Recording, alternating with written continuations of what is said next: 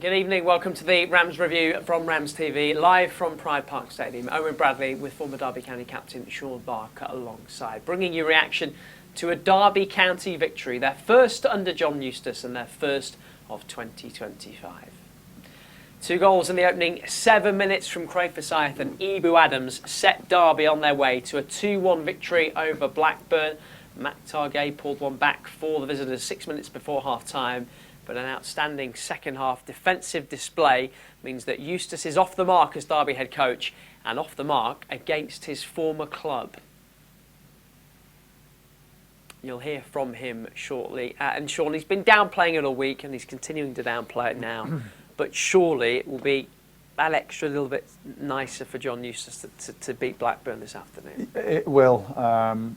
The whole atmosphere, the build-up, the start of the game, the fans, it felt like it was a special game and it felt like something was coming. But of course... And you said you thought it might suit Derby. Yeah, I did. The whole narrative of the day and the game, the fact that John knows the players and understands how they work, he knows the club that he's playing against. It's only a few weeks back that he was at Blackburn. So I think in that respect, it suited Derby, and we needed something that hasn't happened for a long time. So the start of the game was perfect. I mentioned how it felt in the stands beforehand. I've not felt it kind of being an excitement and as positive as it was at the start of the game. And instantly that happened and transferred onto the pitch. The start of the game was brilliant. We got 2 goals in the first 10 minutes. It put Blackburn on the back foot.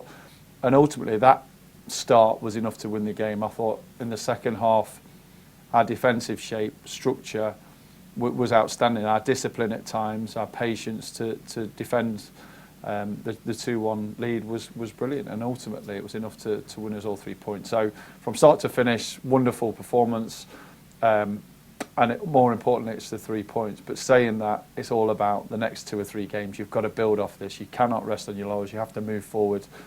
A win's a win, 3 points, 3 points. We've got ourselves off the bottom. What can we do next? And there are some injury issues for Derby to deal with as well. Let's get some more details on that. And some reaction from the man who has his first win as Derby County head coach tonight. This is John Eustace.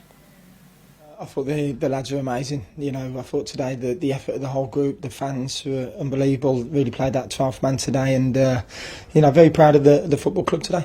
A fast start certainly helps, doesn't it? 2 goals in 6 minutes. Yeah, we were on fire at the start of the game. You know, we wanted to set the tone. We wanted to make sure we were on the front foot. And you know, this week in training, there was a really good feeling throughout the week. Although we've had 3 or 4 big injuries, you know, the atmosphere in the training ground's still been very good, and you know, in all the meetings, it's been electric. So I knew we'd start quickly today. And as I say, you know, I'm delighted with the effort of the whole group, the staff, the players, and you know, it's the start now, and we've got to crack on again. Is there something fitting about Craig Forsyth, a former teammate of yours, getting the first goal of your era? Yeah, listen, Fozzy's an amazing athlete, a top pro at 36. You know, he was still top drawer today. He read the game very, very well. You know, since I've come to the football club, he's really helped me as well with some of the players and stuff like that. So, listen, he's an excellent servant to the football club, and the goal that he scored today was a typical Fozzy goal. You mentioned the supporters already, and there seemed to be a real effort to get them engaged and keep them engaged. A couple of times players sort of turned to the crowd. How important were they for you?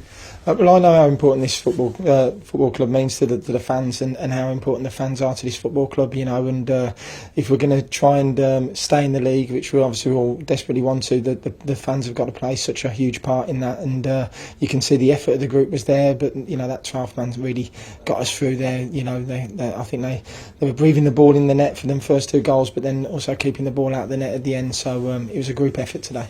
One of those moments was Harrison Armstrong, I think, when he turned to the south stand and got them going again midway through the first half. How good was he today for you? He was outstanding for his second start in the Championship at just turned 18. You know, I thought it was a real good, mature performance against 2 very good midfielders against him in there, and a good 10. So, you know, I was really pleased for him. I was very proud of his effort, and we spoke in the week on a few things that we need to improve on with him, and you know, he's certainly taken that on board, and you know, we're very fortunate we got him. How do you make sure that this is the start, this is the beginning of a run? Well, we just take each game as it comes. I can't make sure that it's the start of anything. I think we have to, first and foremost, Tuesday, see if we've got an 11 to pick from. You can see we've lost another few injuries today. But what I will say is that win, lose or draw, this group of players will give 100%, and I think that's all we can ask for. Let me ask you about the injury. Sondre Langas first went off today. How's he looking? Again, he might have to go for a scan on Monday. He came off with a knee injury, which was a shame. And then a few players that you had last week and that weren't in the squad today, Salverson, Amby, Osborne, Roof, anything significant on them? Yeah, unfortunately, Ozzy has done his hamstring. He's going to be out for 8 weeks. Lars has done his knee, so he's going to be out for the rest of the season. Roofy, unfortunately, did his hamstring yesterday, so he's going to be 3 or 4 weeks. And Ryan had a slight hamstring strain as well, so he's one that monitor him, and hopefully he won't be as long as the others. But you just have to hope and count on the players to come together and get you through, right? I won't hope on anything. I know that the players will give 100%. I can't guarantee we're going to win games, but you can see the effort today was there for everyone to see, and that's all we want. And I just wanted to ask about one more face that was with you, Jake Buxton, with the staff today. Yeah, Bucko's come up. He's helping. He's going to be that link between the academy and the first team. Again, great knowledge of the younger players, and with the group we've got at the moment, we want to bring 3, 4, 5 of the top younger players in and help train with us, and I can look at them for next season as well, and hopefully we can give them some good minutes, from now to the end of the season as well. John Eustace there were youngsters on the Derby bench today. Might be more on Tuesday night against Coventry, given the injury to Sondre Langas. And we'll maybe reflect, Sean Barker, on the injuries in a moment or two. But we have to spend time reflecting on the 2-1 win over Blackburn. Deserved win as well. And was the fast start key? 2 goals in 7 minutes to get Derby going? It was exactly that. We've had times this season when we started well and got that 1 goal, and it's not been enough, and we've been punished later on in the game. Getting that second goal was all important. So the atmosphere, as I mentioned, was electric before the game. The fans were loud, they were vocal, they were singing in the south stand, and ultimately they got the first 2 goals in the first 10 minutes, and that was enough just to give you that little buffer. Now, we've had lots of times this season where our defensive shape has been good, our structure's been good, whether we've pressed or gone back into a block, and it makes it a little bit more difficult for the opposition, but they only need 1 goal to change things, and having that second goal, it went to 2-1 at 40 minutes. You were a little bit concerned that it was going to be a very long second half, and for me it was all about the first 10 minutes getting the 2 goals and the second 45 minutes in terms of controlling the tempo, managing the game, understanding your roles and responsibilities, and defending the box. I thought was superb. Phillips for me was outstanding in the heart of the defence. And it was tireless effort from the lads. They had a couple of moments themselves, and Yates was 5 yards out and could have hit the back of the net. There was a couple of moments, but in general, our control in that second half was very impressive. So an interesting game, one that we made Blackburn look very, very average. I don't think they offered too much threat at all, and we know they are because we were at the back end of a defeat early in the season. So all in all, great performance, and exactly one that we needed here at Pride Park to get the fans believing again, and hopefully being able to take that forward is going to be key over the next couple of weeks. It was a nervous second half because of the goal that Blackburn got back through Mac Targay 6 minutes before half-time. But actually, second half, did you feel Derby were under that much pressure at any time? Yeah, I think we thought it would be nervy. Strangely, it didn't feel like that watching the game. I thought they pretty much controlled that second half in terms of how they wanted it to see out. I think Gay had a chance when Zetterstrom missed the cross. They had one of those chance on the volley. Apart from that, there was nothing really that Blackburn offered in terms of a threat. They changed a couple of the players, so they got more of a goal scorers on there. Campmore came on the pitch and was busy and got on the ball and looked to be bright. But the reality is they never opened us up. We made it quite predictable for them, and they didn't have enough quality to break down that door. So in terms of dealing with that disappointment of conceding the goal after 40 minutes, the control and the professionalism, the understanding of how you deal with the ball and how you kind of deal without having the ball, which Blackburn had a lot of possession but didn't really test us. So good performance. How we'll build on this, Eustace mentioned there, he's already looking at Coventry, he's already looking at the next game, he's already thinking about the next test, and if we can get another positive result on Tuesday, all of a sudden the narrative can look slightly different, it can be more positive, and hopefully everyone goes away from Pride Park with a happy feeling in their tummy. Yeah, Sondre Langas went off today, and we heard from John Eustace there. He rattled through the other injuries that Derby had picked up this week. I suppose at this point of the season, there's nothing else you can do, and the head coach isn't looking at excuses, looking for excuses. He just wants to get on with it. No, you can't ignore the injuries we've had this year and how they've disrupted momentum. If you look at the likes of David Ozo, who was super bright at the start of the season, he had an injury. You look at the likes of Curtis Nelson, who's been a mainstay of this football club the last couple of years. Those key injuries over the course of the season, with the Wilsons who was out, Elder was out. We've had so many, and when you've got a small squad, especially a small squad of first-team ready players, it can make a big effect, and we've seen that over the course of the season. It's important now at this point, you work with the players that you've got. If Langas is out for a few weeks, that will be a disappointment, but we saw Clark step in, do really well. We've got just about enough, but we can't afford too many more. It's been tough, but your hands have been dealt now. You've got to deal with what you deal with, and of course we've got those younger players coming up, and that might be the detail with Bucko being around the first team, because he understands the younger players, and if called upon, how many times in the past of the academy players stepped up to the plate and put in performances. So if we rely on them, Bucko's helping out with the first team, but ultimately we want as many fit players as possible from now to the end of the season. Let's get some more reaction from downstairs and hear from the man who scored the first goal of the John Eustace era, Craig Forsyth.